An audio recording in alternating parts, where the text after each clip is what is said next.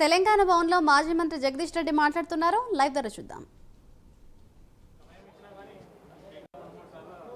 పక్కనే మనం మాట్లాడబోతుంటే పక్కనే వాళ్ళ లొల్లి వాళ్ళు కంప్లీట్గా అయినా సరే ఈ రాష్ట్రంలో మహిళల పైన జరుగుతున్న అత్యాచారాల గురించి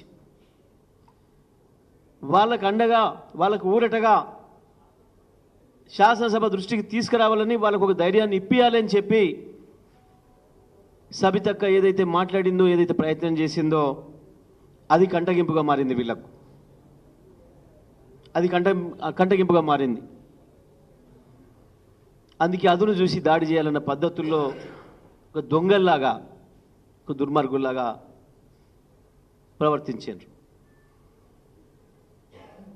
వారు తన అభిప్రాయాన్ని చెప్పడానికి సమయం అడిగితే నిన్న నుంచి ఇంతవరకు సమయం ఇవ్వలే. నిన్న 2 గంటల సభ వాయిదా వేసుకొని పోయినారు. ఇవాళ 5 గంటలు వరుసగా 4.5 గంటల పైగా 10 గంటల నుండి 2.5 గంటల వరకు ముగ్గురు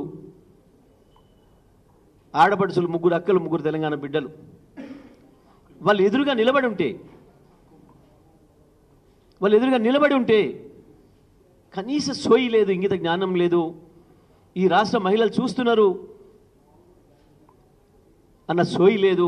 2 నిమిషాల అవకాశం ఉంటే ఇవ్వలేదు. 2 నిమిషాల సమయం అడిగింది. మా హక్కు అది. స్పీకర్ గారు ఇంకో దొంగ సభ్యుడికి అవకాశం ఇచ్చినప్పుడు ఆయనకి ఎట్లా ఇస్తారు అని అడిగితే సభలో అందరికీ హక్కు ఉంటుందండి, ప్రతి సభ్యుడు సమానమని చెప్పాను.